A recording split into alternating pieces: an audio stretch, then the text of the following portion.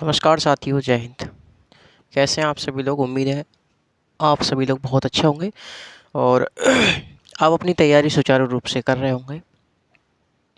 तो चलिए साथियों, आज की सेशन को लेकर के मैं आपके सामने प्रस्तुत हूँ।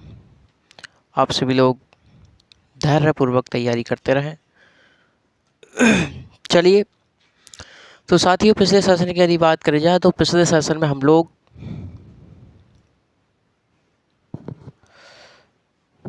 पिछले सेशन में संप्रभुता पर बात कर रहे थे। तो संप्रभुता से संबंधित बहुत हम लोगों ने महत्वपूर्ण बातों को देखा, महत्वपूर्ण शब्दावलियों को देखा, महत्वपूर्ण कथनों को देखा, जिसमें हम लोगों ने संप्रभुता से संबंधित बेसिक जानकारी, सामान्य जानकारी आप लोगों ने देखा। दूसरा, हम लोगों ने संप्रभुता से महत्वपूर्ण कथन, संप्रभुता के विविध रूप, संप्रभुता के लक्षण, इन सब बातों पर हमारी चर्चा हुई। कथनों में जैसे हम लोगों ने आपको बोंदा का बताया, ऑस्टिन का बताया, है ना, बिलोबी का बताया, गेटल का बताया, हॉब्स का बताया, वुडरो विल्सन का बताया, कार्ल हन का बताया, लीवर का बताया। जैसे मैं यदि आपको कथन एक बार रिवाइज करा दूं तो आप लोग कहेंगे कि गुरुजी बात तो बढ़िया हो जाएगी। कि हाँ जी मेरे रसूलो, बात तो अच्छी हो जाएगी। तो चलिए, हम लोगों ने बोंदा को आपको बताया था। बोंदा कहते हैं कि संप्रभुता जो होती है, संप्रभुता नागरिक एवं प्रजाजनों पर सर्वोच्च शक्ति होती है। वह सर्वोच्च शक्ति होती है जिसके ऊपर कानून का कोई बंधन नहीं होता। ये बोंदा कहते हैं। वहीं ऑस्टिन कहते हैं, ऑस्टिन ने एकलवादी संप्रभुता या कानूनी संप्रभुता को चरम सीमा पर पहुंचाया था। तो ऑस्टिन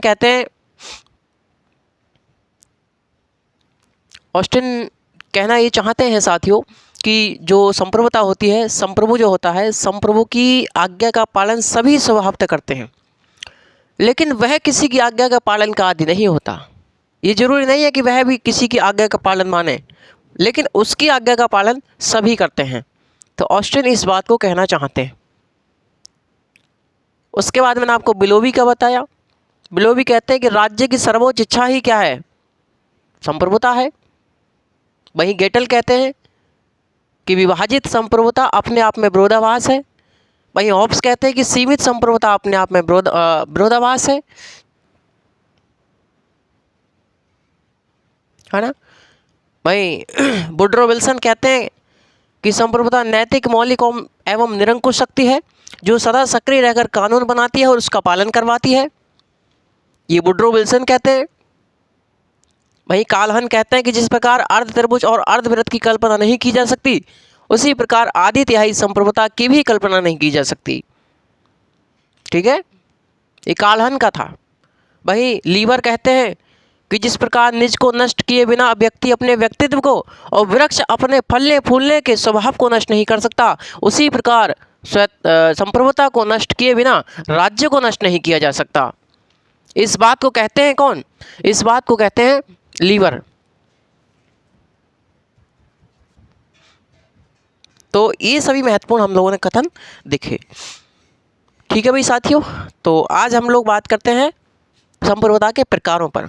तो ये संप्रभुता होती है, संप्रभुता मेरे साथी दो प्रकार की होती है। एक होती है एकलवादी संप्रभुता, जिसे हम कानूनी संप्रभुता, अमर्यादित संप्रभुता, अद्वैत संप्रभुता या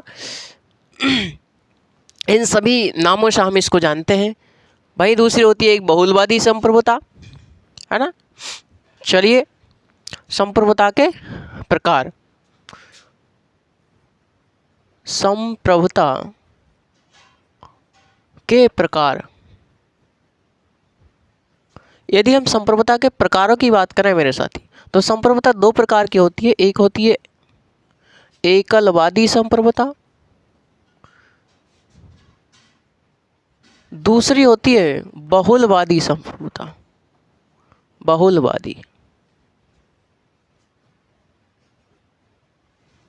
बहुलवादी संप्रभुता। क्लियर मेरे साथी? मैं आप लोगों को एक डायग्राम बनाऊं, डायग्राम के माध्यम से आप लोगों को सब कुछ क्या हो जाएगा? क्लियर हो जाएगा भाई। क्लियर है? चलिए, एक डायग्राम हम लोग ऐसा बनाते हैं कि उसमें एक ही डायग्राम में क्या आ जाते हैं, बहुलवादी और एकलवादी दोनों में, इसमें तुलना करके हम लोग देख लेंगे। ठीक है, कौन कब अस्तित्व में आया, क्या कौन क्या सोचता है, उसके विषय में बेसिक जानकारी हासिल कर लेंगे। उसके बाद विस्तार पूर्वक हम लोग जानकारी इसके विषय में जानेंगे।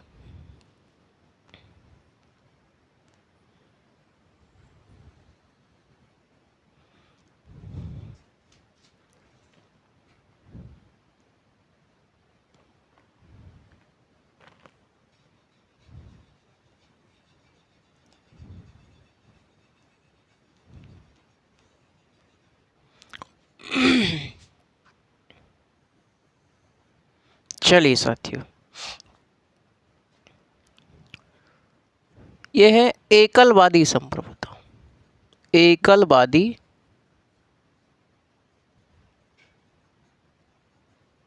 संप्रभुता, जो एकलवादी संप्रभुता थी वो 16वीं शताब्दी से लेकर और 19वीं शताब्दी तक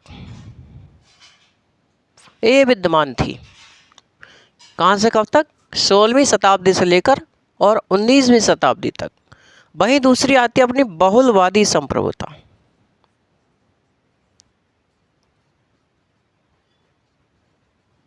बहुलवादी संप्रभुता ये कब अस्तित्व में आई? तो ये 20वीं शताब्दी में अस्तित्व में आई। मुख्य रूप से द्वितीय विश्व युद्ध के पश्चात यह अस्तित्व में आई बहुलवादी संप्रभुता। जो एकलवादी संप्रभुता है, एकलवादी संप्रभुता को लाने वाले कौन थे? तो बोंदा इसको लेकर के आए। कौन आए इसको लेकर के? बोंदा इसको लेकर के आए। बोंदा ने इसका विचार दिया। विचार किसने दिया? बोंदा ने इसका विचार दिया। बल्कि इसको आगे किसने बढ़ाया? तो इसको हॉब्स ने क्या बढ़ाया? आगे बढ़ाया। ठीक है भाई।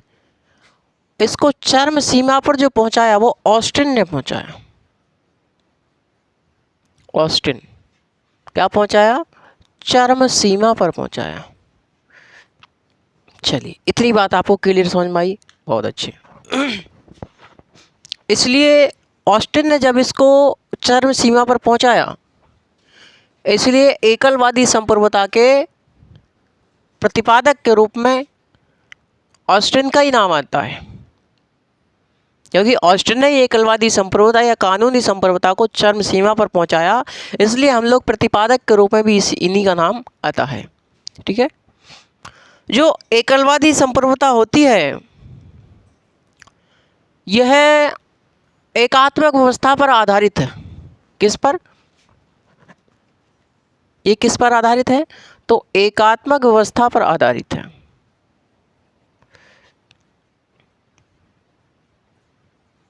यह एकात्मक व्यवस्था पर आधारित है जो कि केंद्रीकरण में विश्वास करती है। ये किस में विश्वास करती है? केंद्रीयकरण। यह केंद्रीकरण में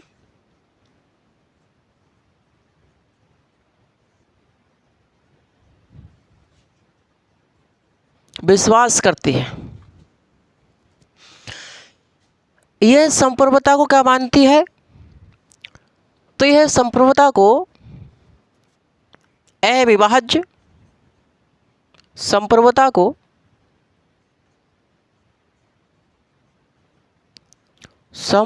को अविभाज्य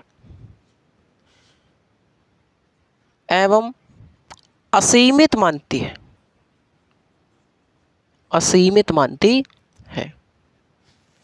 यहां तक आपको क्लियर समझ में आया कि भाई जो एकलवादी संप्रभुता है ये एकात्मक व्यवस्था पर आधारित है, केंद्रीकरण में विश्वास करती है, संप्रभुता को अविभाज्य मानती है और संप्रभुता को क्या मानती है? असीमित मानती है। इतना आपको समझ में आया होगा। ठीक है भाई। और ये जो एकलवादी संप्रभुता है यह नकारात्मक उदारवाद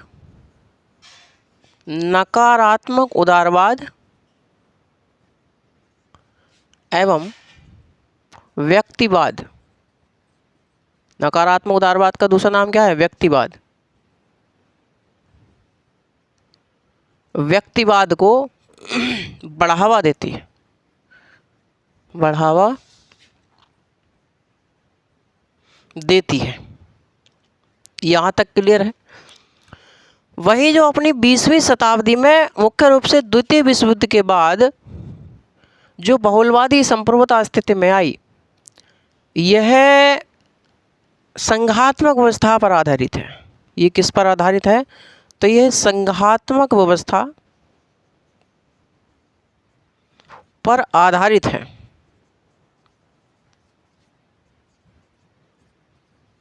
ये संघात्मक व्यवस्था पर आधारित है। जहाँ मैंने आपको बताया था कि एकलवादी संप्रभुता केंद्रीकरण में विश्वास करती है, वहीं बहुलवादी संप्रभुता विकेंद्रीकरण में विश्वास करती है, यानी सत्ता के विकेंद्रीकरण में। यह सत्ता के विकेंद्रीकरण,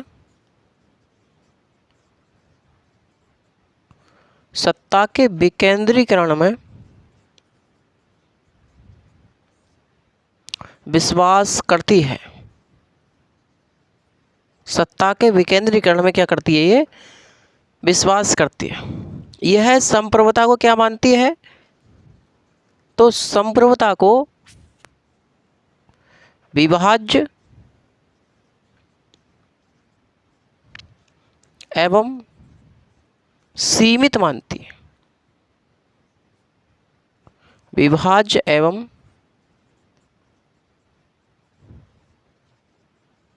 सीमित मानती है, क्योंकि बहुलवादी संप्रभुता एकलवादी संप्रभुता के अविभाज्यता के सिद्धांत पर क्या करती है? प्रहार करती है, और संप्रभुता को विभाज्य मानती है और सीमित मानती है कि संप्रभुता असीमित नहीं बल्कि क्या है? सीमित है। बल्कि क्या है? सीमित है। जहां मैंने आपको बताया कि एकलवादी संप्रभुता नकारात्मक उदारवाद या व्यक्तिवाद को बढ़ावा देती है, वहीं बहुलवादी जो संप्रभुता है यह समुदायवाद या समूहवाद को, समुदायवाद या समूहवाद को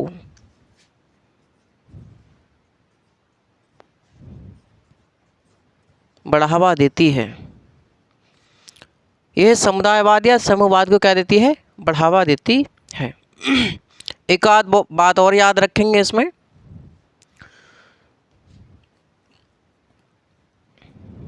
सकारात्मक उदारवाद, यह है सकारात्मक उदारवाद या लोक कल्याण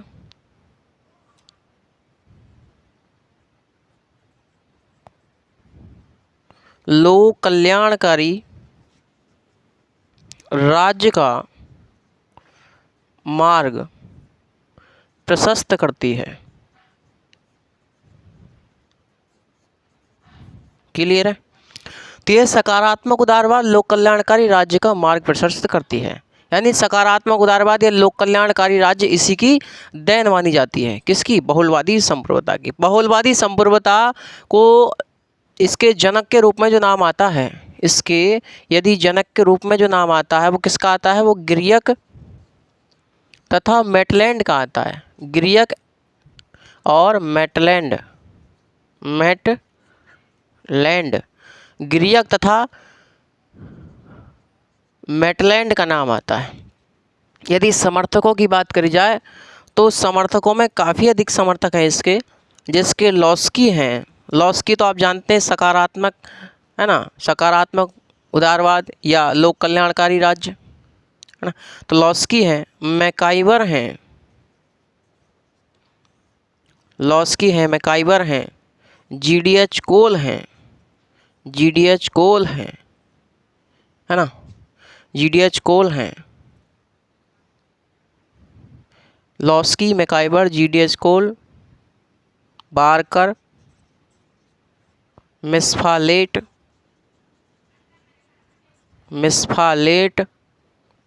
फिंगिस, क्रेब, लिंडसे, लिंडसे, लॉस्की है, मैकाइवर है, जीडीएच कोल है, बार्कर है, मिसफालेट है, फिंगिस है, क्रेब है, लिंडसे हैं, है ना। एक आध और लिख दीजिएगा, डिग्वी, जिसे डिग्वी या डिग्विट आदि। ये क्या है? समर्थक, ये इसके समर्थक माने जाते हैं। इतना आपको ध्यान रखना है कि भाई जो हम लोगों ने देखा कि जहाँ एकलवादी संप्रभुता जो है वो एकात्मक व्यवस्था पर आधारित है, वही बहुलवादी संप्रभुता संघात्मक व्यवस्था पर आधारित है।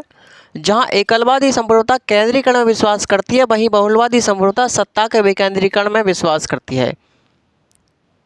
संप्रभुता को विभाज्य, अविभाज्य और असीमित कौन मानता है? तो एकलवादी संप्रभुता मानती है। वहीं बहुलवादी संप्रभुता संप्रभुता को विभाज्य एवं सीमित मानती है। वहीं एकलवादी संप्रभुता नकारात्मक उदारवाद एवं व्यक्तिवाद को बढ़ावा देती है। वहीं बहुलवादी संप्रभुता समूहवाद या समुदायवाद को बढ़ावा देती है। यह सकारात्मक उदारवाद लोक कल्याणकारी राज्य का मार्ग प्रशस्त करती है। यानी कि सकारात्मक उदारवाद और लोक कल्याणकारी राज्य बहुलवादी संप्रभुता की देन माने जाते हैं। यहाँ तक बात क्लियर है। वहीं मैंने आपको इसके जनक के रूप में बात करी तो गिरियक तथा मेटलैंड आते हैं। गिरियक और मेटलैंड। इसके समर्थकों की बात करी जाए तो लॉस्की है, मैकाइवर है, जीडीएच कोल है, बार्कर है, मिसफालेट हैं, फिंगिस हैं, क्रेब हैं, लिंडसे हैं, क्रेब हैं, डिग्विट हैं। ये सभी इसके समर्थक माने जाते हैं। वहीं एक थे विलियम जेम्स। विलियम जेम्स ने बहुलवादी संप्रभुता को अमेरिका में दार्शनिक आधार प्रदान किया। कहाँ पर? अमेरिका में। कौन थे? William James. लिख लीजिए, विलियम जेम्स ने बहुलवादी संप्रभुता को अमेरिका में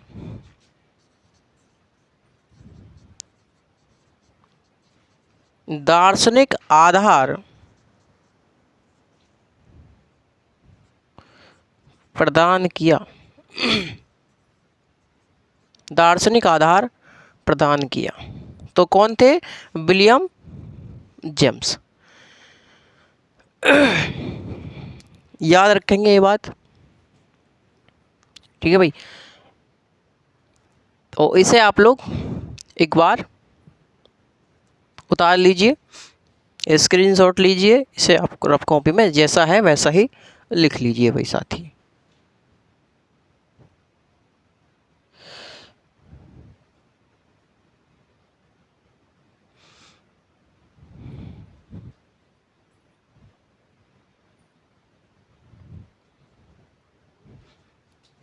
चलिए, हो गया होगा।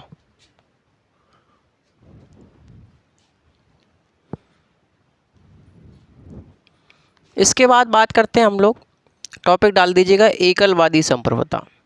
यदि एकलवादी संप्रभुता के बारे में बात करी जाए, देखिए एकलवादी संप्रभुता, मुझे पता है आपको बोलकर ही लिखवाना है, बस समझाना ही है। एकलवादी संप्रभुता, इसे ही हम लोग कानूनी संप्रभुता, कानूनी संप्रभुता, अमर्यादित या अद्वैत, अद्वैतवादी आदि नामों से इसको जाना जाता है। अद्वैतवादी। तो देखते हैं, जो एकलवादी संप्रभुता है या जो कानूनी संप्रभुता है, इसका सर्वप्रथम विचार किसने दिया? तो इसको लाने वाले कौन थे? तो हम जानते हैं कि इसको लाने वाले जो थे वो बोंदा थे, बोंदा। तो एकलवादी संप्रभुता या कानूनी संप्रभुता को जो विचार दिया वो बोंदा ने दिया। बोंदा ने अपनी किस पुस्तक में दिया? तो 6 books concerning the Republic, 6 books concerning the Republic पुस्तक में इन्होंने अपना विचार दिया। एकलवादी संप्रभुता को आगे किसने बढ़ाया? भाई बोंदा के विचारों को आगे किसने बढ़ाया? तो हॉब्स ने बढ़ाया, हॉब्स ने बढ़ाया। और इसको चरम सीमा पर किसने पहुंचाया? तो चरम सीमा पर पहुंचाने वाले थे ऑस्टिन। इसीलिए एकलवादी संप्रभुता या कानूनी संप्रभुता का नाम ऑस्टिन के नाम के साथ जुड़ गया। कानून संप्रभु का आदेश है, कानून संप्रभु का आदेश है। इस बात को सभी एकलवादी विचारक मानते हैं, सभी कानूनी संप्रभुता के समर्थक मानते हैं। लेकिन जब कानूनी संप्रभुता को चरम सीमा पर ऑस्टिन ने पहुंचाया, इसलिए कानून संप्रभु का आदेश है, ये कथन भी ऑस्टिन के नाम के साथ जुड़ गया मेरे साथी। ये कथन भी ऑस्टिन के नाम के साथ जुड़ा, समझे? बात करें बोंदा की, तो बोंदा जो थे, बोंदा एक फ्रांसीसी विचारक थे। बोंदा कैसे थे? तो बोंदा एक फ्रांसीसी विचारक थे। बोंदा के समय में फ्रांस में धर्म सत्ता और राज्य सत्ता के बीच में क्या चल रहा था? युद्ध की स्थिति थी, तनाव बना हुआ था। यानी धर्म सत्ता और राज्य सत्ता के बीच में युद्ध की स्थिति थी, तनाव बना हुआ था। इससे जो फ्रांस की जनता थी वो अशांति महसूस कर रही थी, असहाय और अशांति महसूस कर रही थी, असुरक्षा महसूस कर रही थी। बोंदा ने कहा, जब बोंदा ने ये स्थिति देखी तो बोंदा ने कहा कि यदि फ्रांस में एक निरंकुश राजा या संप्रभु का गठन कर दिया जाए, सभी शक्तियां उसको दे दी जाएं, तो फ्रांस की जनता की सुरक्षा हो सकती है। और साथियों, फ्रांस के राजा में बोंदा ने संप्रभु के गुण देखे और कहा कि संप्रभुता नागरिक एवं प्रजाजनों पर वह सर्वोच्च शक्ति है जिस पर कानून का कोई बंधन नहीं होता। ये बात उसने कही किसने? बोंदा ने। इसलिए आपसे पूछा जाए कि बोंदा के संप्रभुता संबंधी विचार किसका परिणाम है? तो फ्रांसीसी धार्मिक युद्ध का परिणाम है। किसका? फ्रांसीसी धार्मिक युद्ध का परिणाम है। क्योंकि बोंदा के दिमाग में संप्रभुता संबंधी विचार कब आया? संप्रभु संबंधी विचार कब आया? जब फ्रांस में धर्म सत्ता और राज सत्ता के बीच आंदोलन चल रहा था। इसी समय इसने देखा कि फ्रांस की जनता अशांति महसूस कर रही है, असुरक्षा महसूस कर रही है। उसने सोचा कि यदि एक संप्रभु का गठन कर दिया जाए तो हो सकता है इस जनता की सुरक्षा हो सके। इसलिए उसने फ्रांस के राजा में संप्रभु का गुण देखा और कहा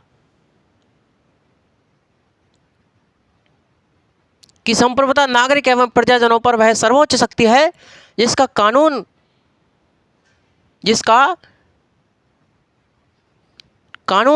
पर कोई बंधन नहीं होता। यानी जिस पर कानून का कोई बंधन नहीं होता। कि संप्रभुता नागरिक एवं प्रजाजनों पर वह सर्वोच्च शक्ति है जिस पर कानून का कोई बंधन नहीं होता। ये बात कौन कहते हैं? तो बोंदा कहते हैं। बोंदा कहता है संप्रभु के बारे में कि जो संप्रभु होगा, सुनते रहिएगा ध्यान से, कि जो संप्रभु होगा संप्रभु जो होगा उसके कानून के अधीन सभी होंगे, संप्रभु द्वारा बनाए गए कानून के अधीन सभी होंगे और सभी स्वभावतः उसकी आज्ञा का पालन करेंगे, सभी उन कानूनों का अधीन होंगे और सभी उन कानूनों का क्या करेंगे, पालन करेंगे, पालन करेंगे।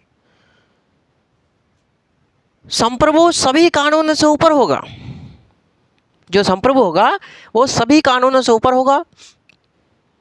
संप्रभु सुरक्षा करेगा, शांति व्यवस्था बनाए रखेगा और संप्रभु न्याय करेगा।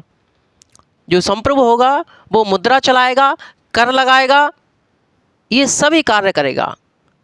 कुल मिला के जो बोंदा थे, बोंदा ने पूर्ण निरंकुशता की बात करी, लेकिन बोंदा कहते हैं कि हमारा जो संप्रभु होगा वह ईश्वरीय कानून, शाश्वत कानून, मौलिक कानून, राज्य के कानून जो होंगे उनके अधीन होगा, उनके अधीन होगा। तो कहीं ना कहीं बोंदा ने संप्रभु को सीमित करने का प्रयास किया। बोंदा ने इन सब बातों को कह करके संप्रभु को सीमित करने का प्रयास किया। इसलिए सेवाइन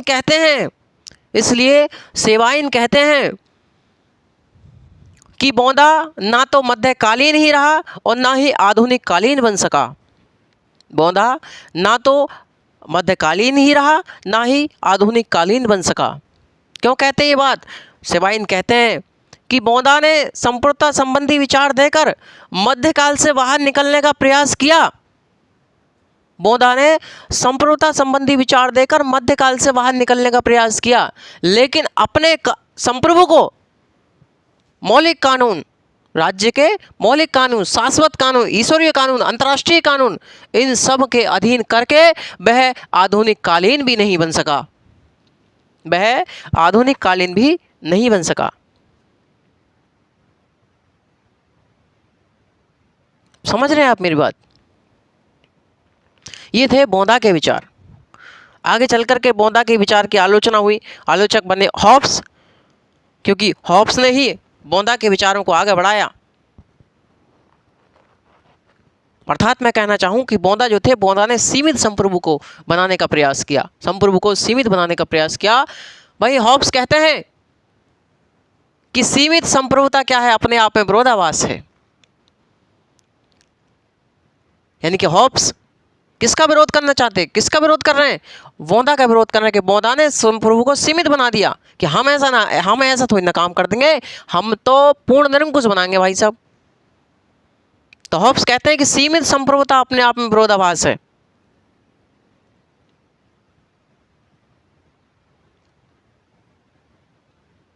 हॉब्स का महत्वपूर्ण कथन है। हॉब्स कहते हैं कि जो संप्रभुता है, संप्रभुता अविभाज्य, अदेय एवं अहस्तांतरणीय है। संप्रभुता अविभाज्य, अदेय एवं अहस्तांतरणीय है। ये कौन कहते हैं? हॉब्स कहते हैं। हॉब्स कहते हैं कि भाई जो संप्रभु होगा, जो हमारा जो संप्रभु होगा, हॉब्स का जो संप्रभु होगा, हॉब्स का जो राजा होगा, वो सुरक्षा करेगा, शांति व्यवस्था करेगा, न्याय करेगा, मुद्रा चलाएगा, कर लगाएगा, किसी को दंडित भी कर सकता है, किसी को दंड दे सकता है। वह किसी भी राष्ट्रीय कानून, किसी भी अंतर्राष्ट्रीय कानून, किसी भी मौलिक कानून, राज्य के सभी शाश्वत कानून, ये सभी कानूनों का अधीन नहीं होगा, वह इन सभी कानूनों से ऊपर होगा। और चर्च भी, जो चर्च है वो भी राज्य के अधीन होगा, जो चर्च है वो भी राज्य के अधीन होगा। हॉब्स ने कहा कि निसंदेह संप्रभु, हमारा संप्रभु पूर्ण निरंकुश है, इसका विरोध नहीं किया जा सकता। यद्यपि अपवाद स्वरूप एक स्थिति में इसका विरोध किया जा सकता है। कि भाई साहब कौन सी स्थिति है वो? कि अपवाद स्वरूप एक स्थिति में इसका विरोध किया जा सकता है। कि क्या स्थिति है? स्थिति यह है कि यदि कुछ अपवाद स्वरूप ऐसी स्थिति बन जाए कि जो संप्रभु है, जो राजा है, वो प्रजा के प्राणों की रक्षा ना कर सके या उनके प्राणों को स्वयं ही लेना शुरू कर दे, तो जनता, प्रजा ऐसी स्थिति में उसका विरोध कर सकती है, उसका विरोध कर सकती है। होब्स कहता है क्योंकि सामाजिक समझौते का सिद्धांत आत्मरक्षा का अधिकार देता है। सामाजिक समझौते के सिद्धांत आत्मरक्षा का अधिकार चाहता है या देता है, इसलिए होब्स कहता है। समझ रहे आप मेरी बात? आगे चल करके एकलवादी संप्रभुता संबंधी विचार को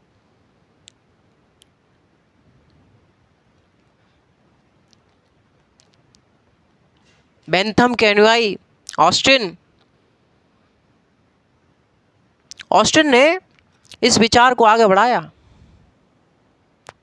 इसको चरम सीमा पर पहुंचाया ऑस्टिन ने। जब ऑस्टिन ने इसको चरम सीमा पर पहुंचाया, ऑस्टिन ने संप्रभुता संबंधी विचार अपने किस पुस्तक में दिए? तो अपनी लेक्चर ऑन द ज्यूरिस्प्रूडेंस, उनकी एक पुस्तक थी, उसमें संप्रभुता संबंधी उन्होंने विचार दिए।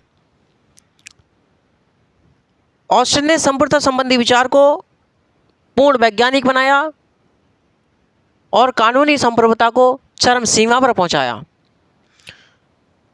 कानून संप्रभु का आदेश है, यह ऑस्टिन का विचार है, यह ऑस्टिन से संबंधित है। ऑस्टिन संप्रभुता की परिभाषा देते हुए कहते हैं कि एक निश्चित एवं श्रेष्ठ व्यक्ति जो अपने ही समान दूसरे निश्चित एवं श्रेष्ठ व्यक्ति की आज्ञा का पालन नहीं करता, लेकिन उसकी आज्ञा का पालन सभी स्वभावतः करते हैं, अर्थात वह एक निश्चित एवं श्रेष्ठ व्यक्ति संप्रभु होगा। ये बात कहते हैं ऑस्टिन। यानी कि ऑस्टिन जो है अपने संप्रभु, जो अपनी संप्रभुता है उनकी, वो किसमें? एक निश्चित व्यक्ति में चाहते हैं, एक निश्चित व्यक्ति में चाहते हैं। यानी एकीकरण के क्या हैं? ये पक्षधर हैं, राष्ट्रीयकरण के ये पक्षधर हैं, एकात्मक अवस्था में ये चाहते हैं अपनी संप्रभुता, निश्चित व्यक्ति में चाहते हैं। समझ रहे? ऑस्टिन। इसलिए आगे चल करके ऑस्टिन जो थे, ऑस्टिन के संप्रभुता संबंधी विचार की आलोचनाएं हुई। आलोचकों में एक हैं अपने हेनरी मैन कहते हैं कि ऐसा संप्रभु इतिहास में नहीं खोजा जा सकता। हेनरी मैन कहते हैं कि ऐसा संप्रभु इतिहास में नहीं खोजा जा सकता। हेनरी मैन कहते हैं। वही हरनसा है एक, हरनसा कहते हैं कि ऑस्टिन के संप्रभुता संबंधी विचार में से हवलदारी की गंध आती है। जिस प्रकार से एक हवलदार होता है, जिस प्रकार से एक चौकीदार होता है, वो डंडा लेकर के खड़ा होता है कि आ जाओ मैं खड़ा हूँ, एक डंडा लेकर खड़ा, यानी कि एक निश्चित व्यक्ति है वो, और वो डंडा लेकर खड़ा है, वो सबकी सुरक्षा कर रहा है।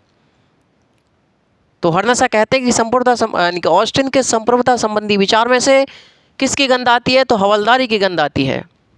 वहीं लॉर्ड ब्राइस कहते हैं कि ऑस्टिन का संप्रभुता संबंधी विचार आधुनिक काल से कोसों दूर है, आधुनिक काल से कोसों दूर है, ये कहते हैं लॉर्ड ब्राइस। आगे चल कर के साथियों, मैंने आपको बताया कि 16वीं शताब्दी से लेकर 19वीं शताब्दी तक यही एकलवादी संप्रभुता या कानूनी संप्रभुता विद्यमान थी। आगे चल कर के 20वीं शताब्दी में मुख्य रूप से द्वितीय विश्व युद्ध के पश्चात बहुलवादी संप्रभुता अस्तित्व में आई, और ये जो बहुलवादी संप्रभुता अस्तित्व में आई, यह एकलवादी संप्रभुता के प्रतिक्रिया स्वरूप अस्तित्व में आई। जहां एकलवादी संप्रभुता कहती है कि कानून संप्रभु का आदेश है, यानी संप्रभु ने कानून को बनाया है और उसके अधीन सभी रहते हैं। वहीं बहुलवादी संप्रभुता कहती है कि संप्रभु ने कानून का निर्माण नहीं किया, बल्कि कानून ने ही संप्रभु का निर्माण किया है। यानी इसकी आलोचना करती है बहुलवादी संप्रभुता एकलवादी संप्रभुता की। ये सब बातें मेरे साथी मैंने आपको बताया। ये एकलवादी संप्रभुता थी। आपको समझ में आई होगी, आपको स्टोरी अच्छी लगी होगी, कहानी टाइप में आपको सुनिए करिएगा, और सुनेंगे तो आप लोग खोपड़ी में जाएगी। ऐसा नहीं है, देखिए आप लोग खाली समय बैठते हैं, एयरफोन लगाइए कान में और सुनते रहिएगा कि हाँ गुरु ने क्या बात बताई, है ना। आपके कानों में इस प्रकार घुसा दूंगा, है ना, खोपड़ी में घुसा दूंगा कि आप लोग पेपर की खोपड़ी में छेद कर देंगे। मैं आपकी खोपड़ी में छेद कर दूंगा, तुम पेपर की खोपड़ी में छेद कर दियो, ए भैया। ठीक है, तो इसको लिख लें, एकलवादी संप्रभुता को। ठीक है, हेडिंग डाल दें, एकलवादी संप्रभुता और कानूनी संप्रभुता, अमर्यादित संप्रभुता या अद्वैतवादी संप्रभुता। ठीक है भाई, डाल दें फटाफट इस हेडिंग। ये चित्र आपने बना लिया होगा और उसके बाद हेडिंग डाल दें और निश्चिंत होकर के आप लोग लिखें। जरा 1 सेकंड का इंतजार करें।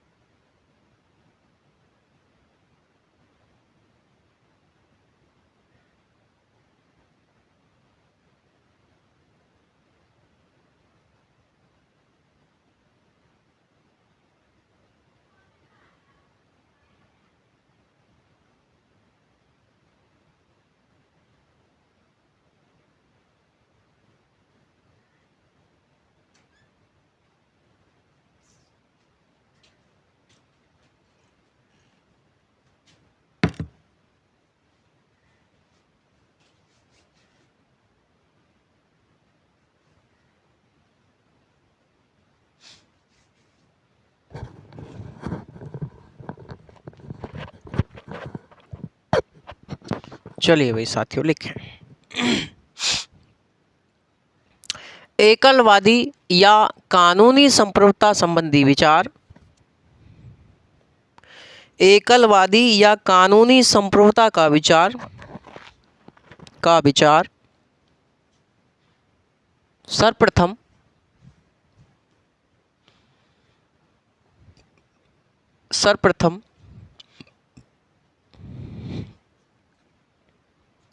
सर्वप्रथम बोधा ने दिया। सर्वप्रथम बोधा ने दिया। इस विचार को हॉब्स द्वारा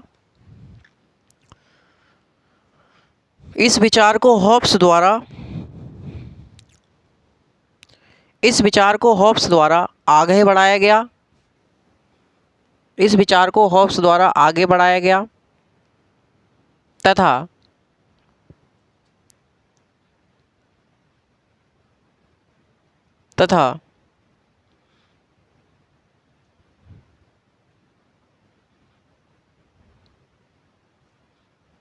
ऑस्टिन के द्वारा इसको चरम सीमा पर पहुंचाया गया। तथा ऑस्टिन के द्वारा इसको चरम सीमा पर पहुंचाया गया।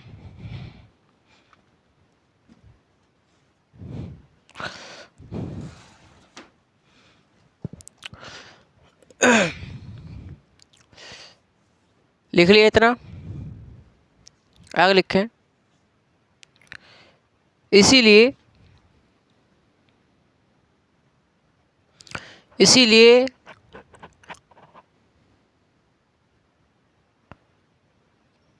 कानूनी संप्रभुता का विचार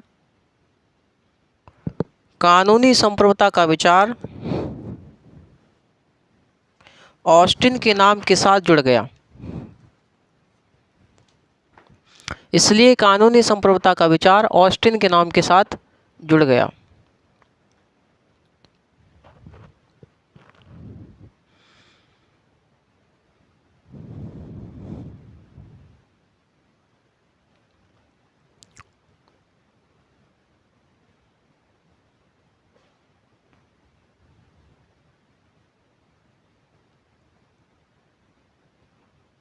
आगे लिखे नए नई लाइन से, कानून संप्रभु का आदेश है। कानून संप्रभु का आदेश है। इस बात को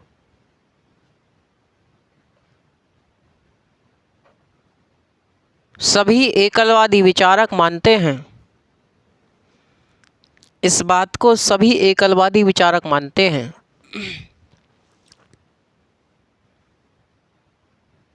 इस बात को सभी एकलवादी विचारक मानते हैं। लेकिन यह विचार मुख्य रूप से ऑस्टिन का माना जाता है। लेकिन ये विचार मुख्य रूप से ऑस्टिन का माना जाता है। मुख्य रूप से ऑस्टिन का माना जाता है। ठीक है भाई, चलिए आगे लिखें।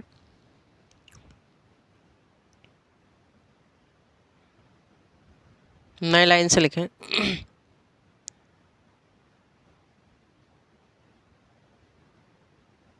बोंदा को फ्रांसीसी विचारक कहा जाता है। बोंदा को फ्रांसीसी विचारक कहा जाता है। बोंदा के समय में फ्रांस में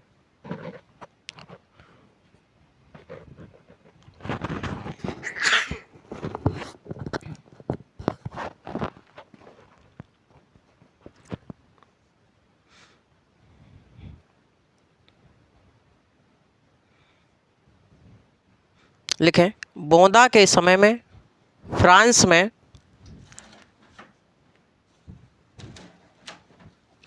बोंदा के समय में फ्रांस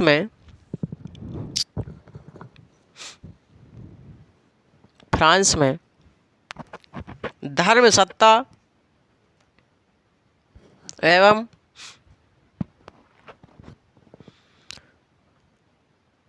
राजसत्ता के बीच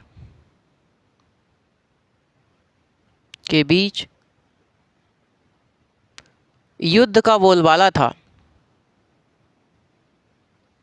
युद्ध का बोलबाला था, जिससे फ्रांस की जनता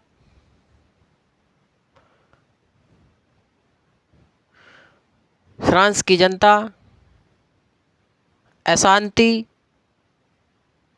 और असुरक्षा महसूस कर रही थी।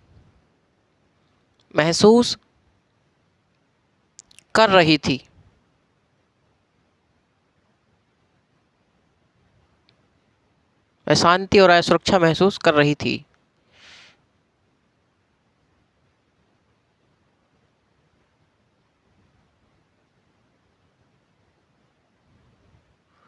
बोंदा को लगा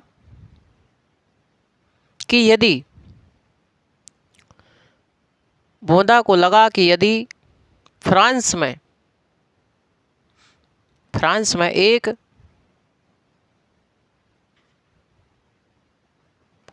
निरंकुश संप्रभु ब्रैकेट में राजा निरंकुश संप्रभु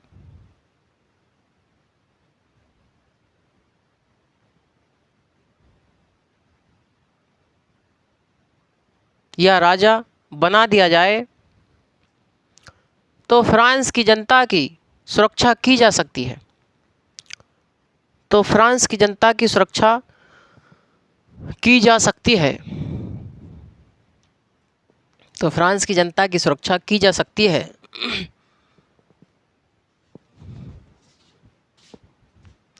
तो फ्रांस की जनता की सुरक्षा की जा सकती है।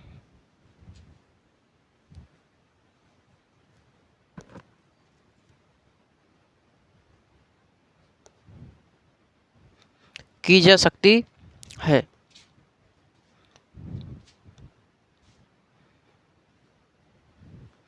बोंदा ने फ्रांस के राजा में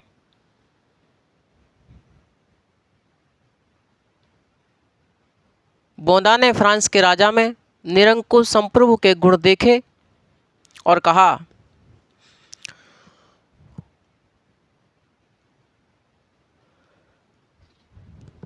बोंदा ने फ्रांस के राजा में निरंकुश संप्रभु का गुण देखा और कहा कि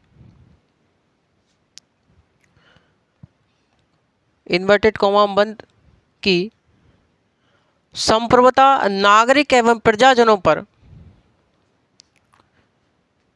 संप्रभुता नागरिक एवं प्रजाजनों पर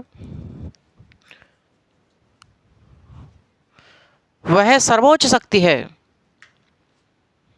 वह सर्वोच्च शक्ति है जिस पर कानून का कोई बंधन नहीं होता। जिस पर कानून का कोई बंधन नहीं होता। जिस पर कानून का कोई बंधन नहीं होता।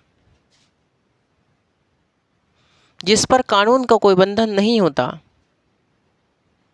कॉमा बंद। आगे लिखे नई लाइन से,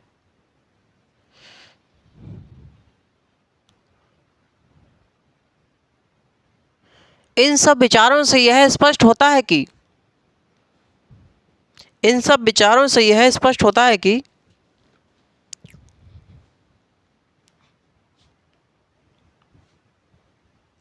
इन सब विचारों से यह स्पष्ट होता है कि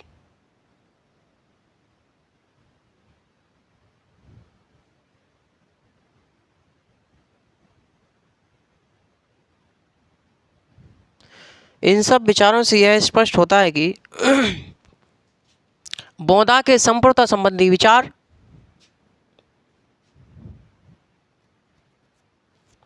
बोंदा के संप्रभुता संबंधी विचार फ्रांसीसी धार्मिक युद्ध का परिणाम है। फ्रांसीसी धार्मिक युद्ध का परिणाम है। फ्रांसीसी धार्मिक युद्ध का परिणाम है।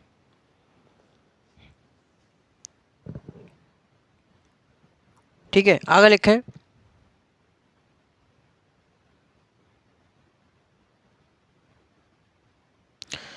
बोंदा संप्रभु के बारे में कहता है बोंदा संप्रभु के बारे में कहता है कि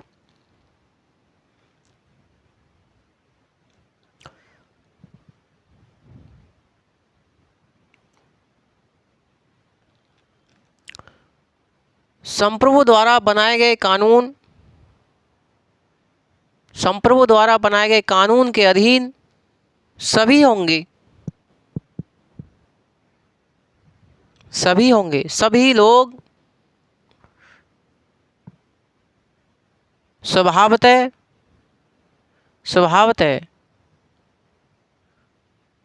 उसके द्वारा बनाए गए कानून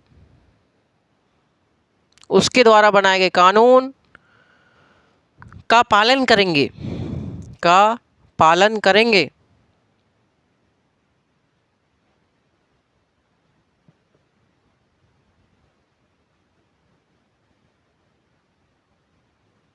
अर्थात संप्रभु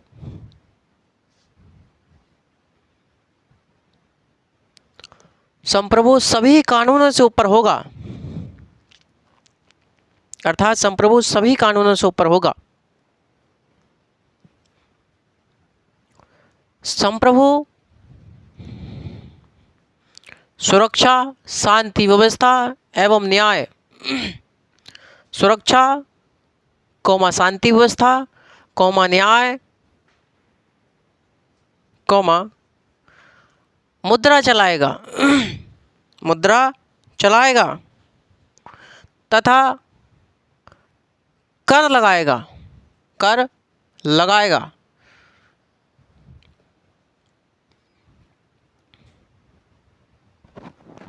कर लगाएगा। बोंदा ने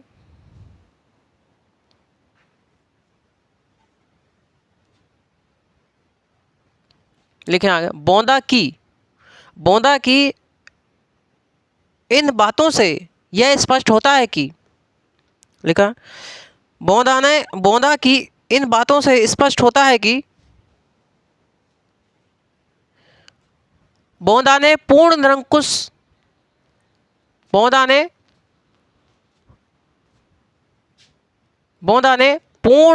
संप्रभु की बात कही।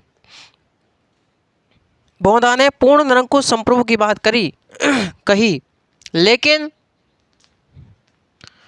बोंदा ने अपने संप्रभु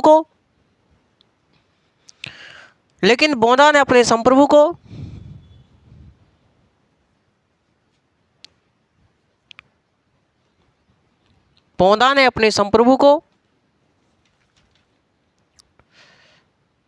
ईश्वरीय कानून, राज्य के मौलिक कानून,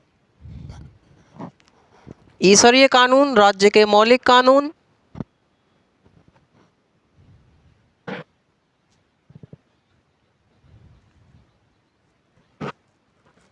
ईश्वरीय कानून, राज्य के मौलिक कानून, अंतर्राष्ट्रीय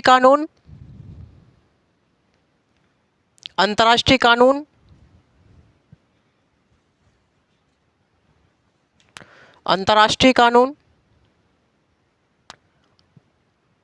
आदि के अधीन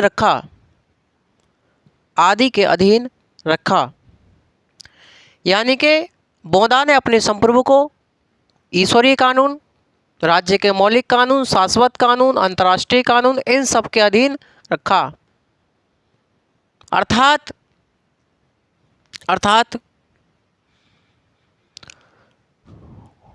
बोंदा ने सीमित संप्रभु की बात कही।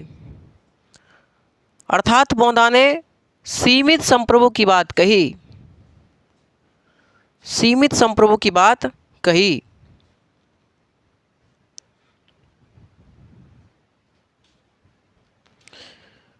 बोंदा की आलोचना करते हुए सेवाइन कहता है, बोंदा की आलोचना करते हुए सेवाइन कहता है कि बोंदा ना तो मध्यकालीन ही रहा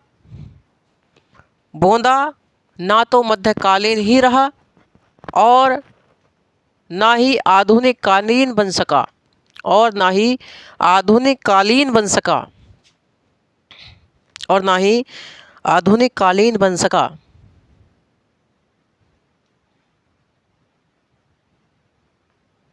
इंडॉटेड कोमा बंद। ये जो बोंदा ने बात कही है इसे कोमा बंद करें।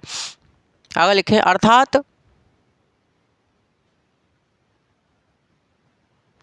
बोंदा ने संप्रभुता संबंधी विचार देकर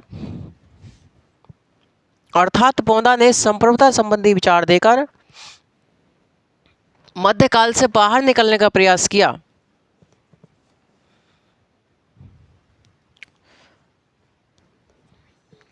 बोंदा ने संप्रभुता संबंधी विचार देकर मध्यकाल से बाहर निकलने का प्रयास किया।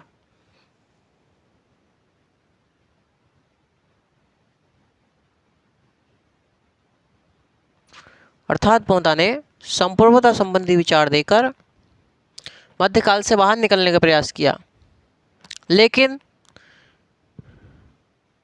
अपने संप्रभु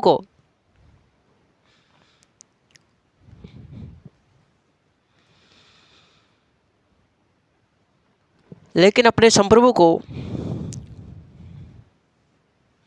ईश्वरीय कानून, मौलिक कानून, शाश्वत कानून एवं अंतर्राष्ट्रीय कानून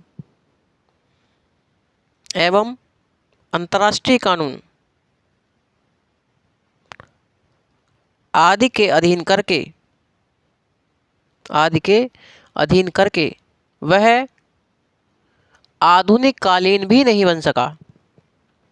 वह आधुनिक कालीन भी नहीं बन सका।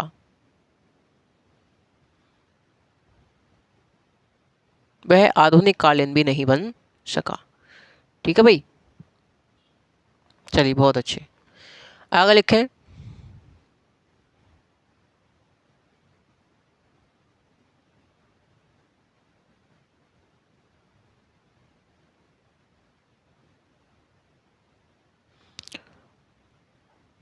नई लाइन से लिखें, बोंदा के संप्रभुता संबंधी विचार को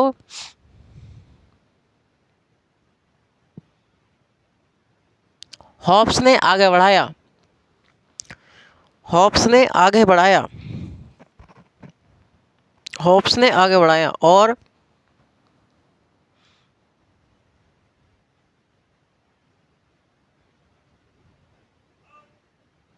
हॉब्स ने आगे बढ़ाया और कहा, हॉब्स ने आगे बढ़ाया और कहा,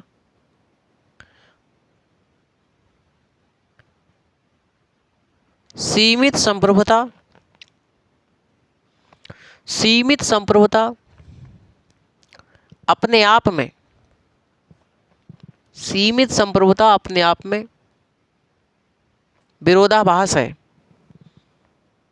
सीमित संप्रभुता अपने आप में विरोधाभास है। विरोधाभास है। ये कौन कहता है? हॉब्स कहता है। तो सीमित संप्रभुता अपने आप में विरोधाभास है।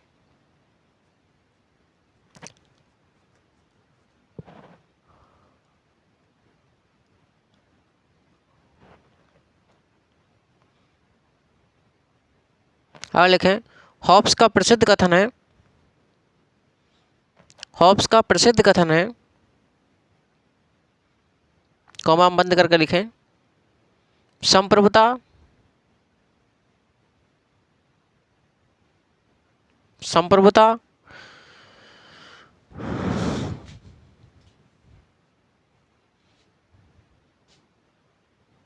संप्रभुता अविभाज्य, संप्रभुता अविभाज्य, अदेय अदेय एवं अहस्तांतरणीय है।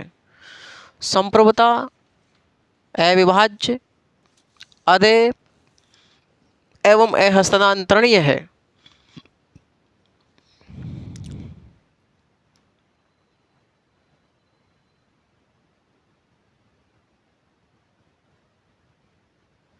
आगे लिखें, हॉब्स संप्रभुता संबंधी विचार देते हुए कहता है कि, हॉब्स संप्रभुता संबंधी विचार देते हुए कहता है कि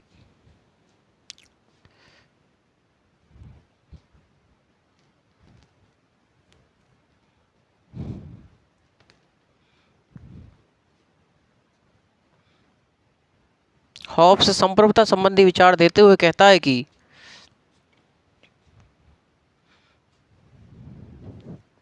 कि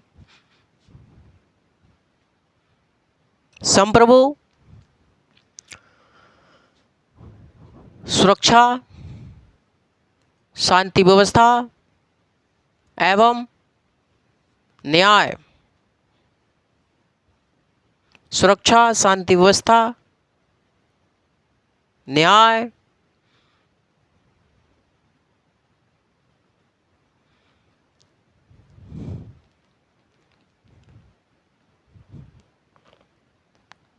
न्याय के कार्य करेगा तथा संप्रभु मुद्रा चलाएगा, मुद्रा चलाएगा, कौमा कर लगाएगा, कौमा कर लगाएगा, कौमा किसी को दंड भी दे सकता है, किसी को दंड भी दे सकता है, किसी को दंड भी दे सकता है।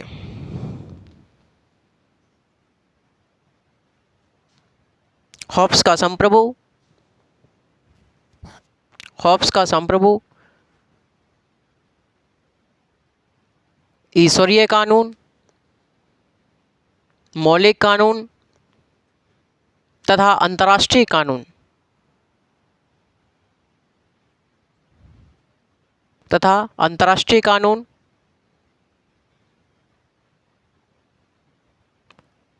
इन सब के ऊपर होगा, इन सब के ऊपर होगा, इन सब के ऊपर होगा।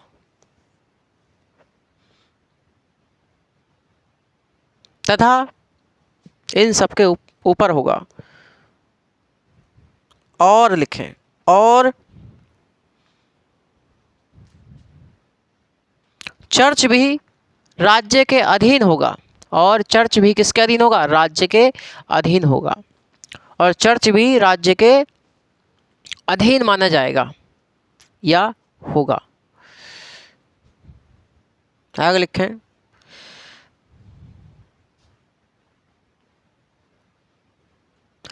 आगे लिखें, हॉब्स ने कहा कि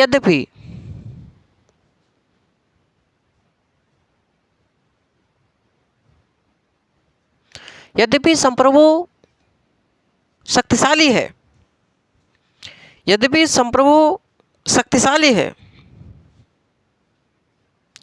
इसका विरोध नहीं किया जा सकता।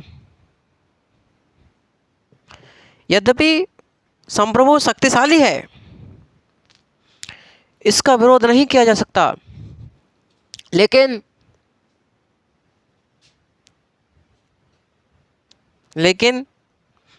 अपवाद स्वरूप एक स्थिति में इसका विरोध किया जा सकता है, इसका विरोध किया जा सकता है, किया जा सकता है यदि राजा प्रजा के प्राणों की रक्षा ना कर सके या स्वयं ही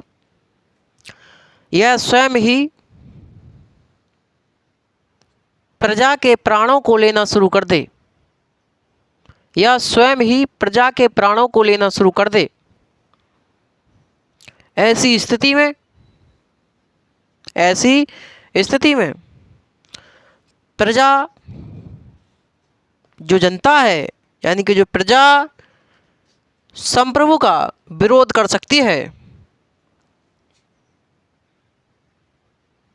प्रजा संप्रभु का विरोध कर सकती है, प्रजा संप्रभु का विरोध कर सकती है। आगे लिखें, अर्थात हॉब्स कहता है कि, ब्रैकेट में लिखें कॉमा बंद करके, सामाजिक समझौते का सिद्धांत आत्मरक्षा का अधिकार चाहता है। सामाजिक समझौते का सिद्धांत आत्मरक्षा का अधिकार चाहता है। ठीक है, कॉमा बंद करके लिखें। इस प्रकार हॉब्स ने भी अपने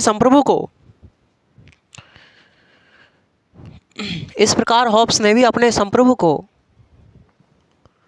सीमित करने का प्रयास किया,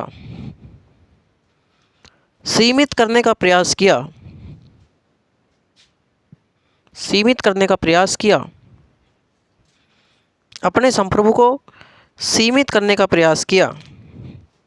ठीक है, अपने संप्रभु को सीमित करने का प्रयास किया।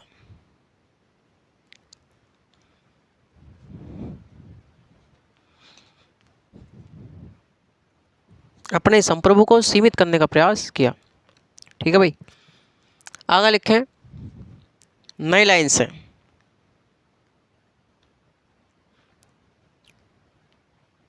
हेडिंग डाल दे ऑस्टिन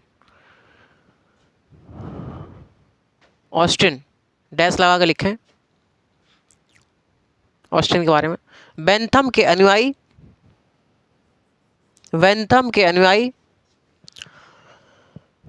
एवं इंग्लैंड के प्रथम न्यायविद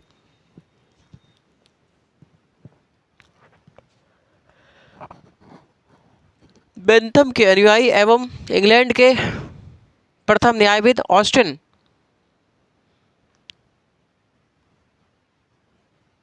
ने अपनी पुस्तक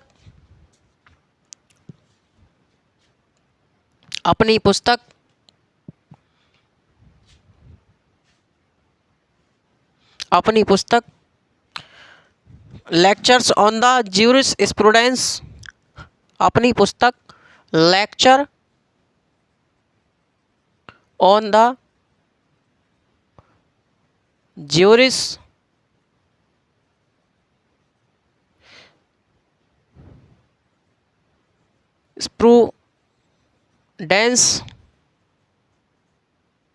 लेक्चर ऑन द ज्यूरिस्प्रूडेंस में संप्रभुता संबंधी विचार दिया।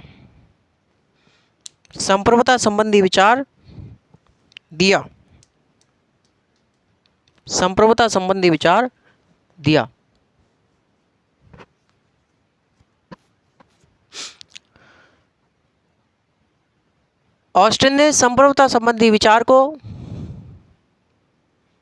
पूर्ण वैज्ञानिक बनाया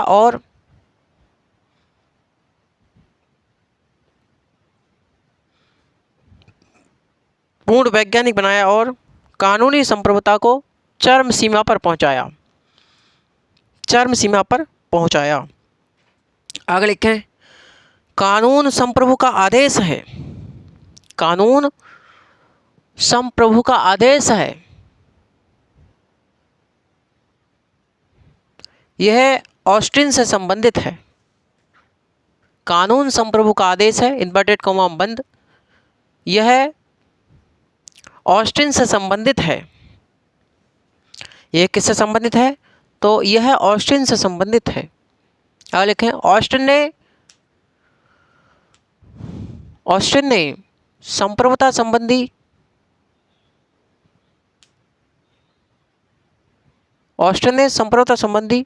परिभाषा देते हुए कहा कि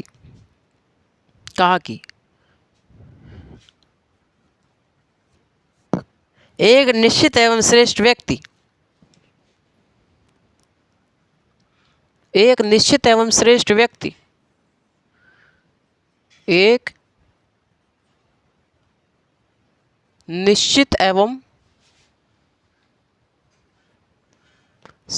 व्यक्ति जो अपने ही समान श्रेष्ठ व्यक्ति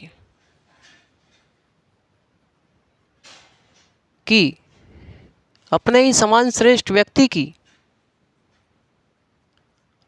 आज्ञा का पालन नहीं करता, लेकिन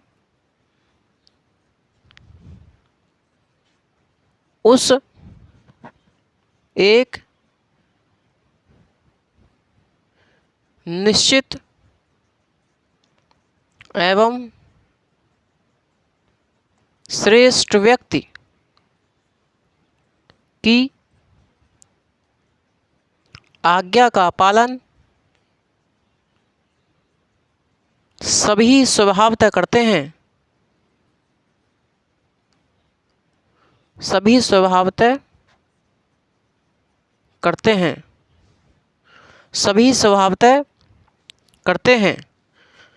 वह निश्चित एवं श्रेष्ठ व्यक्ति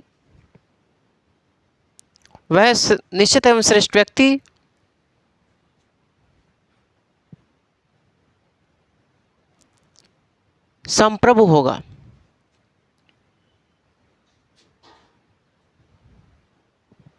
वह निश्चित एवं श्रेष्ठ व्यक्ति क्या होगा? संप्रभु होगा। यानी ऑस्टिन कहते हैं कि एक निश्चित एवं श्रेष्ठ व्यक्ति जो अपने ही समान दूसरे व्यक्ति अपने ही समान जो दूसरा व्यक्ति जो निश्चित एवं श्रेष्ठ व्यक्ति है उसके जैसा ही उसकी आज्ञा का पालन नहीं करता, लेकिन उसकी आज्ञा का पालन सभी स्वभावतः करते हैं, इसलिए वो क्या होगा? संप्रभु होगा। इसलिए कहता है कि कानून संप्रभु का आदेश है। ये किसके नाम के साथ जुड़ा है? ऑस्टिन के नाम के साथ जुड़ा है। आगे लिखें, ऑस्टिन की इस परिभाषा से निम्नलिखित बातें स्पष्ट होती हैं। ऑस्टिन की इस परिभाषा से निम्नलिखित बातें स्पष्ट होती हैं। नंबर एक,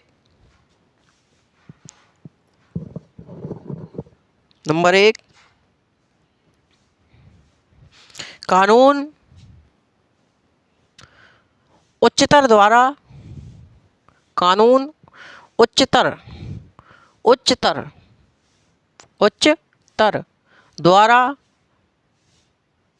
निम्नतर को दिया गया आदेश है। यानी कानून जो है वो उच्चतर द्वारा निम्नतर को दिया गया आदेश है। नंबर 2, कानूनी संप्रभुता एक निश्चित एवं श्रेष्ठ व्यक्ति में निहित है। कानूनी संप्रभुता एक निश्चित एवं श्रेष्ठ व्यक्ति में निहित है। कानूनी संप्रभुता एक निश्चित एवं श्रेष्ठ व्यक्ति में निहित है।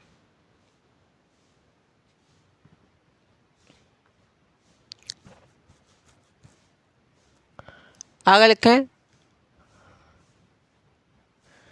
कानूनी संप्रभु की आज्ञा का पालन सभी स्वभावतः करते हैं।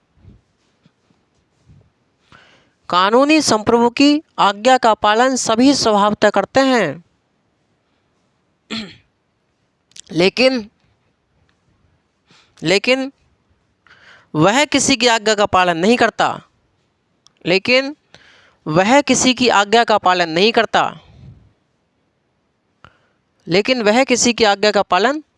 करता। आगे लिखें नई लाइन से, इस प्रकार ऑस्टिन ने अपने संप्रभु को परम शक्तिशाली बना दिया। इस प्रकार ऑस्टिन ने अपने संप्रभु को परम शक्तिशाली बना दिया। आगे लिखें भाई, आगे चलकर ऑस्टिन के संप्रभुता संबंधी विचार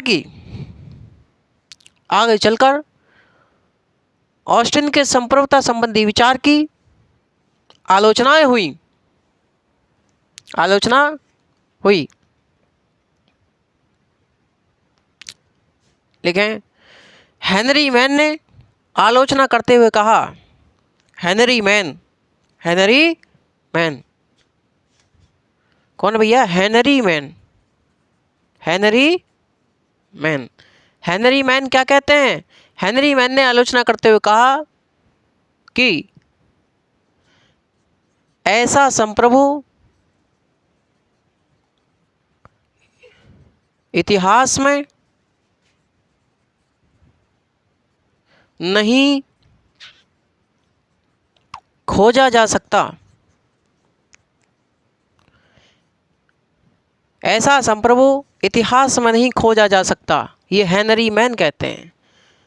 आगे लिखें, हरनसा का कथन है। हरनसा क्या कहते हैं? हरनसा का कथन है। हरनसा कहते हैं, क्या कहते हैं? हरनसा कहते हैं,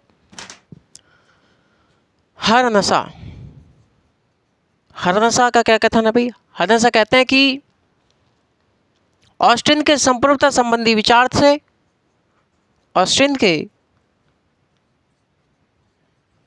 संप्रभुता संबंधी विचार से हवलदारी की गंध आती है। तो ऑस्टिन के संप्रभुता संबंधी विचार से हवलदारी की गंध आती है। किसकी भैया? हवलदारी की गंध आती है। ये कहते हैं हरनसा। एक है लॉर्ड ब्राइस। लॉर्ड ब्राइस क्या कहते हैं? लॉर्ड ब्राइस लॉर्ड ब्राइस कहते हैं कि ऑस्टिन का संप्रभुता संबंधी विचार आधुनिक काल से कोसों दूर है। ऑस्टिन का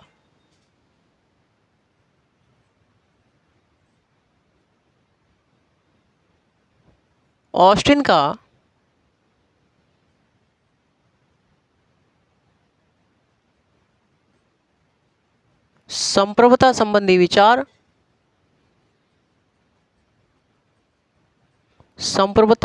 विचार आधुनिक काल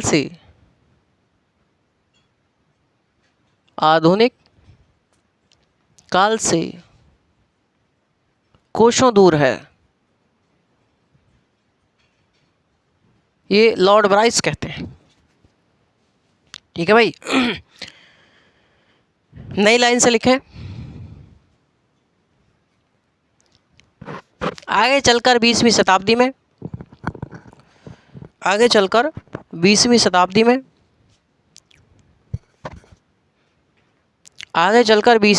में एकलवादी संप्रभुता की प्रतिक्रिया स्वरूप बहुलवादी संप्रभुता अस्तित्व में आई। बहुलवादी संप्रभुता अस्तित्व में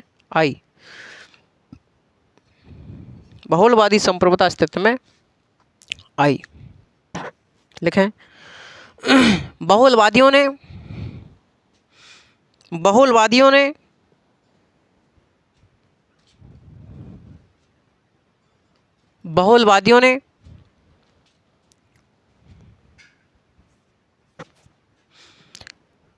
कानूनी संप्रभुता या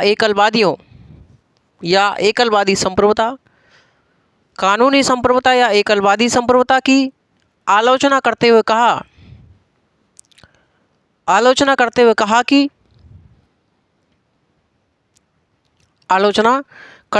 कि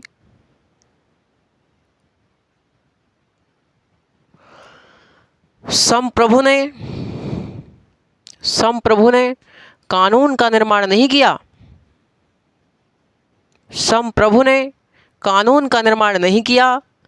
बल्कि कानून ने ही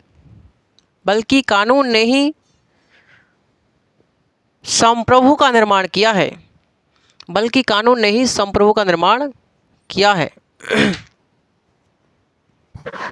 ठीक है भाई, चलिए बहुत बढ़िया। तो यहाँ तक आप लोगों ने लिखा। 2 मिनट आप लोग रेस्ट लीजिए, पानी वानी पी लीजिए। ठीक है,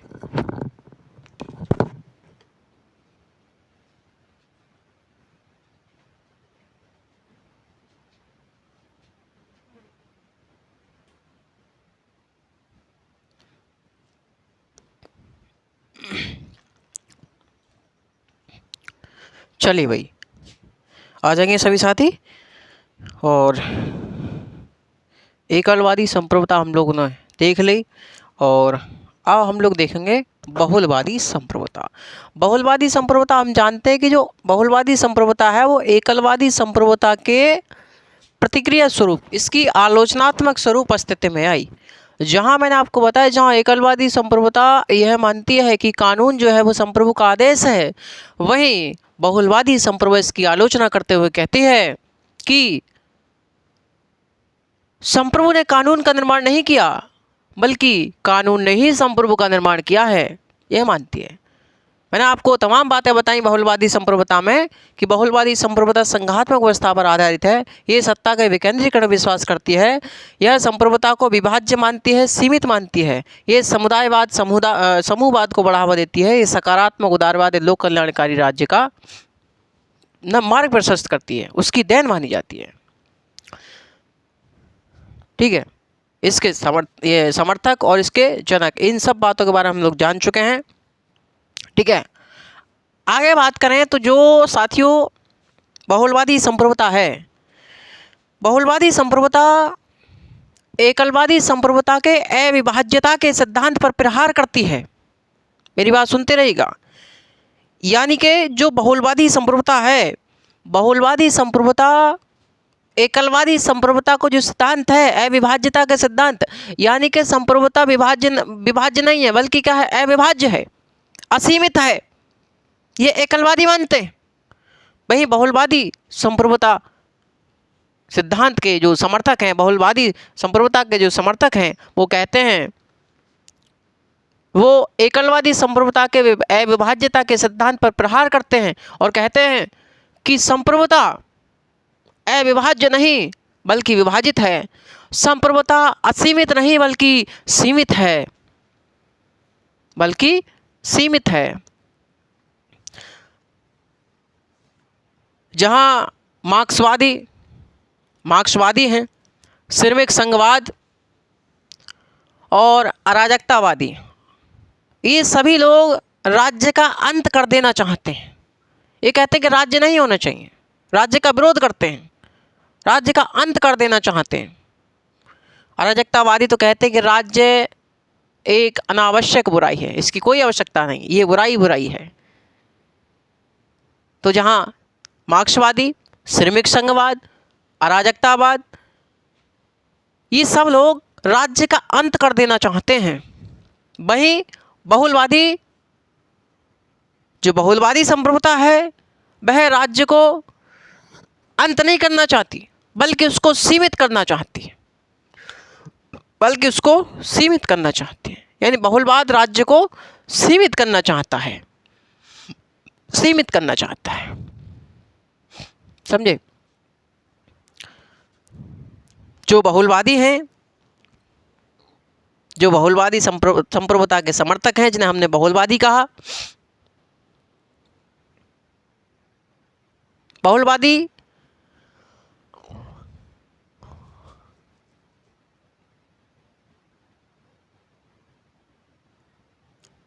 राज्य और संप्रभु में ये कोई अंतर नहीं मानते, राज्य और संप्रभु में कोई अंतर नहीं मानते। बहुलवादियों की मान्यता है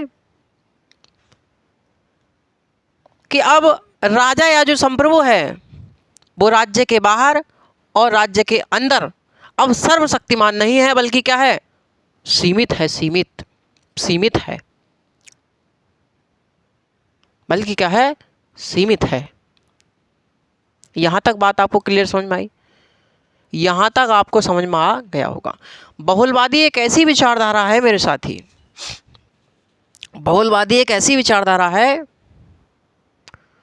जो राज्य को क्या मानती है, जो राज्य को छोटे छोटे संघों का एक बड़ा संघ मानती है, जो राज्य को क्या मानती है, छोटे छोटे संघों का एक बड़ा संघ मानती है, जो राज्य को छोटे छोटे संघों का एक बड़ा संघ मानती है।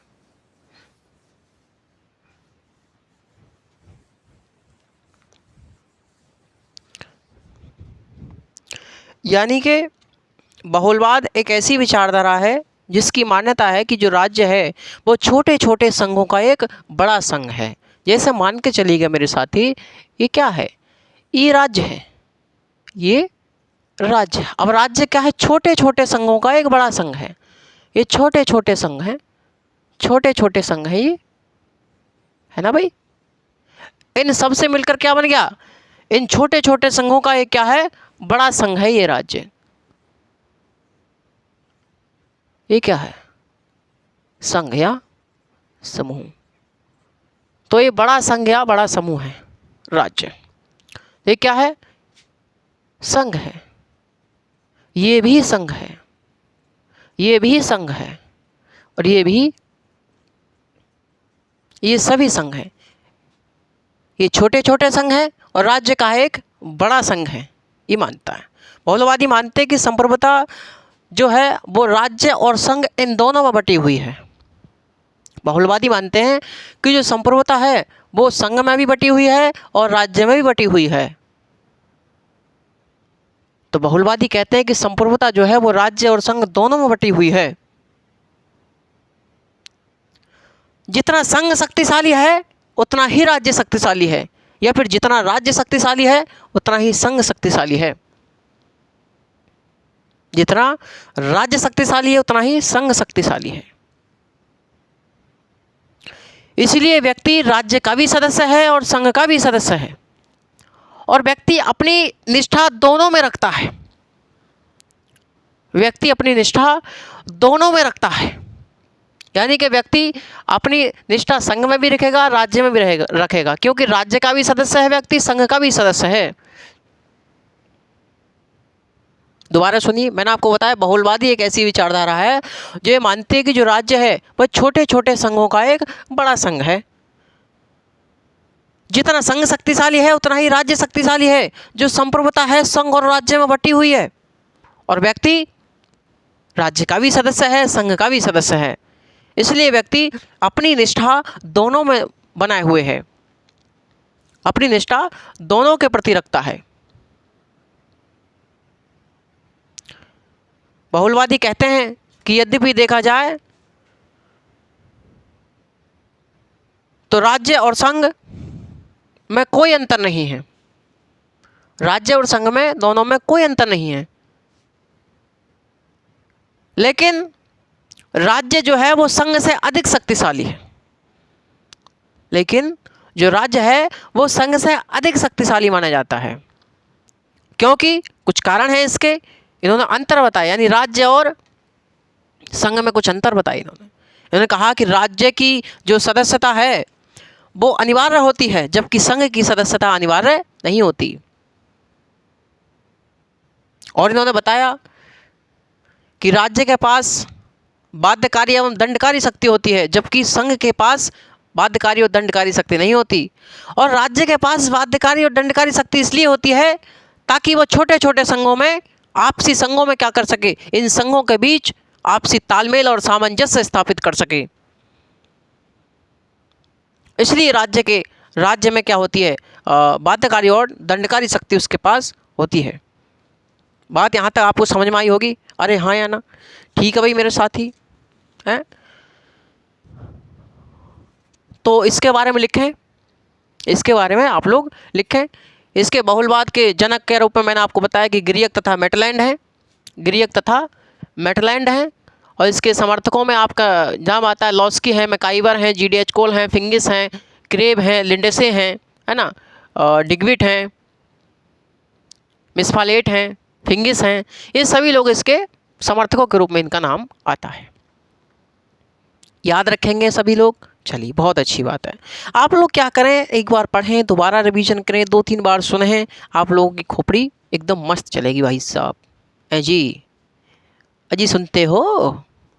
ए भैया सुनते हो? सुनते रहे करो। ये चित्र बना लेंगे जब मैं आपसे कहूँगा तब। ये वाला चित्र बनाएंगे, ये वाला, ये छोटे छोटे संघ है, राज्य इनका बड़ा संघ है। ठीक है, ओके। चलिए लिखें, बहुलवाद में लिखें भाई।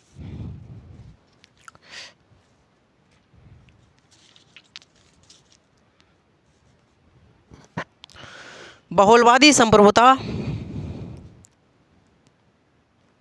एकलवादी संप्रभुता के अविभाज्यता के सिद्धांत पर प्रहार करती है।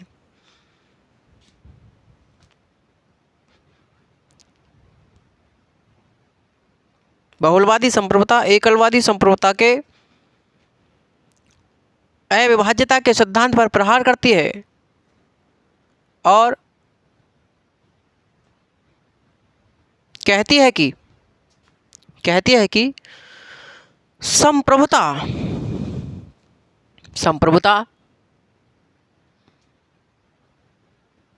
अविभाज्य नहीं बल्कि विभाज्य है। अविभाज्य नहीं बल्कि विभाज्य है। अविभाज्य नहीं बल्कि विभाज्य है। संप्रभुता असीमित नहीं बल्कि सीमित है। संप्रभुता असीमित नहीं बल्कि सीमित है। ठीक है, अगली लाइन से लिखें। जहां मार्क्सवाद,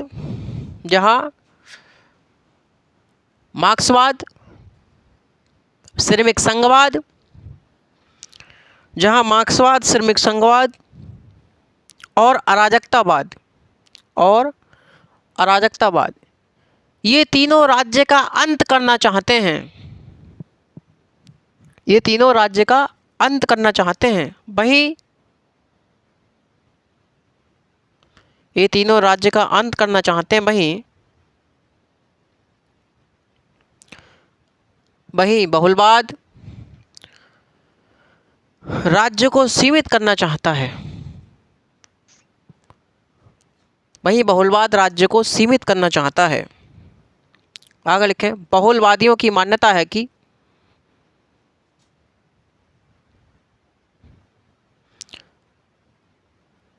राजा या संप्रभु राज्य के अंदर और राज्य के बाहर, राज्य के अंदर और राज्य के बाहर अब सर्वशक्तिमान नहीं बल्कि सीमित है।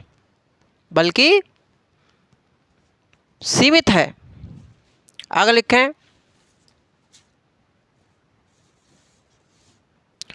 बहुलवाद ऐसी विचारधारा है जो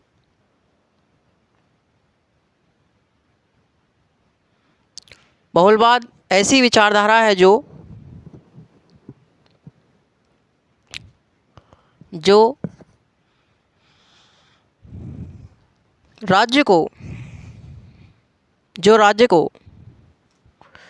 छोटे छोटे संघों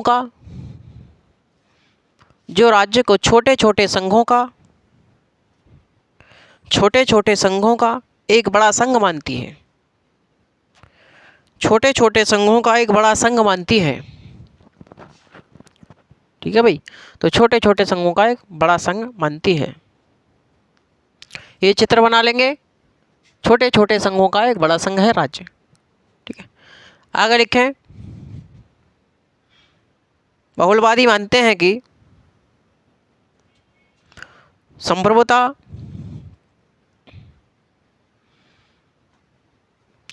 राज्य और संघ दोनों में बटी हुई है। संप्रभुता राज्य और संघ दोनों में बटी हुई है। जितना राज्य शक्तिशाली है उतना ही संघ शक्तिशाली है।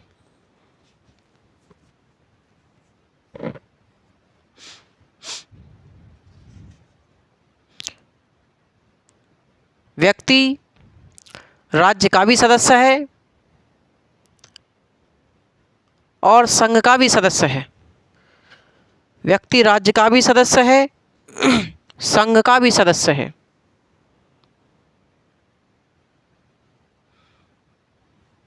व्यक्ति राज्य का भी सदस्य है, संघ का भी सदस्य है।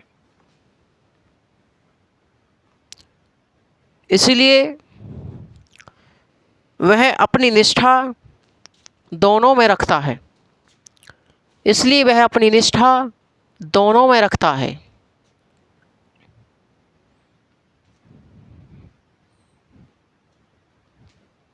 दोनों में रखता है। आगे लिखें, बहुलवादी कहते हैं कि यद्यपि देखा जाए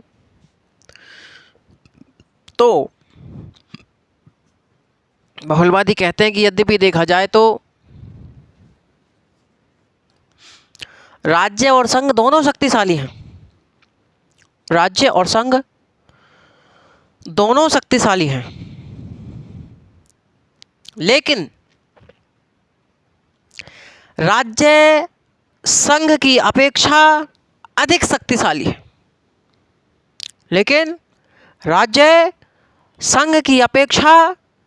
ज़्यादा शक्तिशाली है। लेकिन राज्य संघ की अपेक्षा ज़्यादा शक्तिशाली है।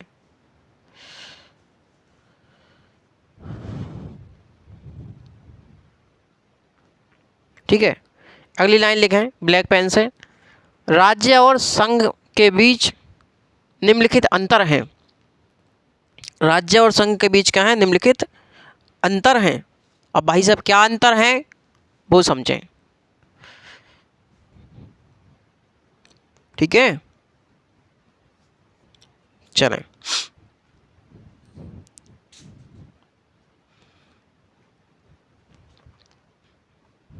लिखें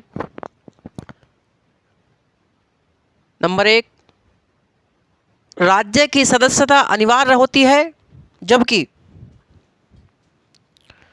राज्य की सदस्यता अनिवार्य होती है जबकि संघ की सदस्यता अनिवार्य नहीं होती।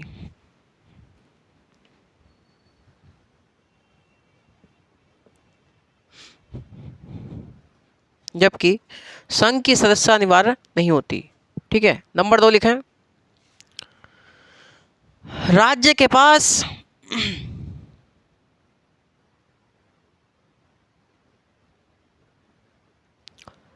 बाध्यकारी एवं दंडकारी शक्ति होती है। राज्य के पास बाध्यकारी एवं दंडकारी शक्ति होती है जबकि संघ के पास नहीं होती। जबकि संघ के पास नहीं होती। ठीक है, दूसरा अंतर, ये 2 अंतर लिखेंगे। नई लाइन से लिखें, बहुलवादी कहते हैं कि राज्य के पास बाध्यकारी एवं दंडकारी शक्ति इसलिए होती है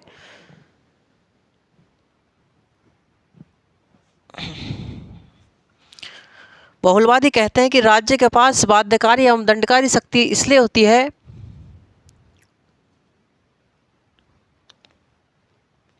कि वह संघों के बीच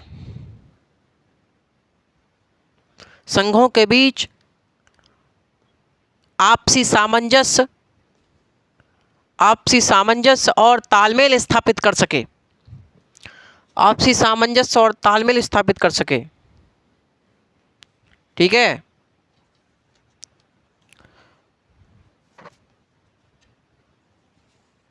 ठीक है जी, बहुत बढ़िया। तो इतना आप लोग ध्यान रखेंगे। इसके जनक और समर्थक मैंने आपको पहले ही बता दिए। एक पॉइंट और लिख लीजिए जब आप लिख ही रहे हैं तो, बहुलवाद से संबंधित प्रमुख बातें। बहुलवाद से संबंधित महत्वपूर्ण तथ्य, ऐसे लिखें, महत्वपूर्ण तथ्य।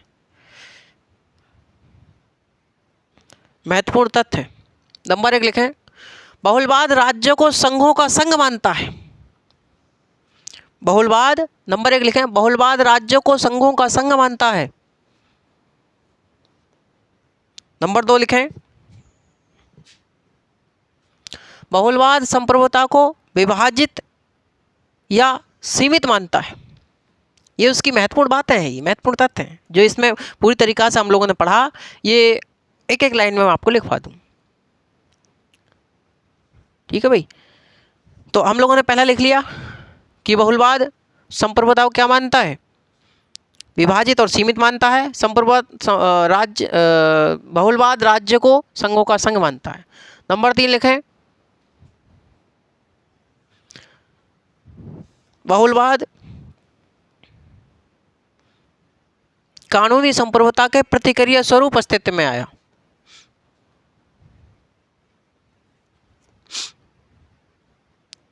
ठीक है, बहुलवाद कानूनी संप्रभुता के प्रतिक्रिया स्वरूप अस्तित्व में आया।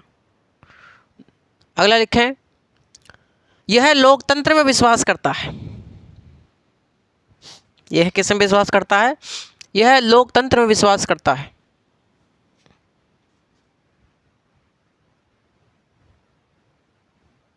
अगला लिखें, बहुलवाद मानता है कि संप्रभु ने कानून का निर्माण नहीं किया। संप्रभु ने कानून का निर्माण नहीं किया, बल्कि कानून ने ही संप्रभु का निर्माण किया है।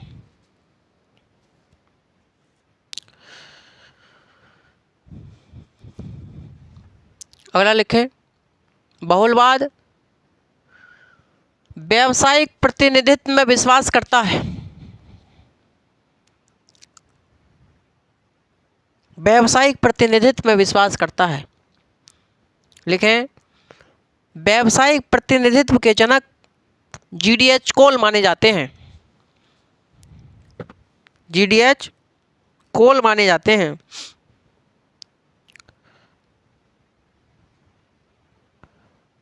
GDH कोल कहते हैं कि GDH कोल कहते हैं कि जिस प्रकार लोगों की समस्याओं को सुनने के लिए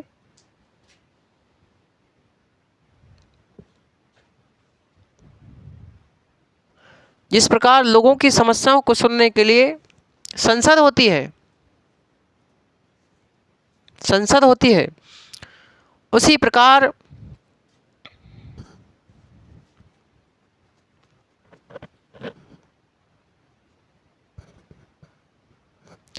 प्रकार व्यवसाय की बातों को सुनने के लिए एक आर्थिक संसद भी होनी चाहिए। एक आर्थिक संसद भी होनी